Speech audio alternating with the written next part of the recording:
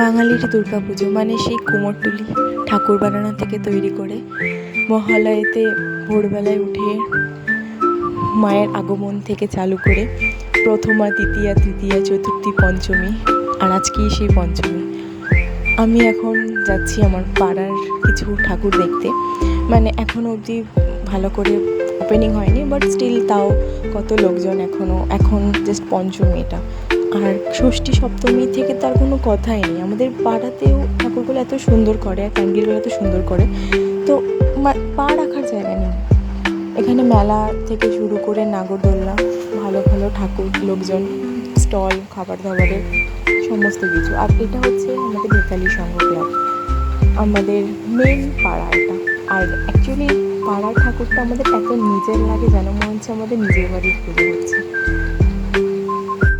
এই মাঠে মনে হচ্ছে যেন আজকে কত ফাঁকা ফাঁকা, কিন্তু সপ্তমী, অষ্টমী, নবমী, এই 3টে দিনে, ইভেন দশমীতেও সিঁদুর খেলা কিংবা এত প্রচুর পরিমাণে ভিড় হয় না এখানে, মানে নিজের মাঠে নিজের জায়গা পায় না, এরকম একটা অবস্থা।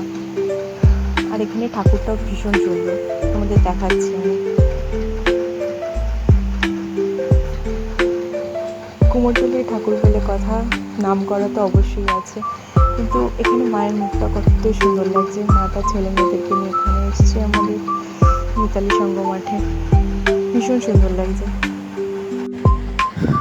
আজকে একটু ফাঁকায় ফাঁকায় দেখে নিই, কারণ কালকে থেকে তো গুতোগুতি করে ভিড়ের মধ্যে দেখতে হবে, কারণ এখানে প্রতিদিনেরই আসার আছে আমার।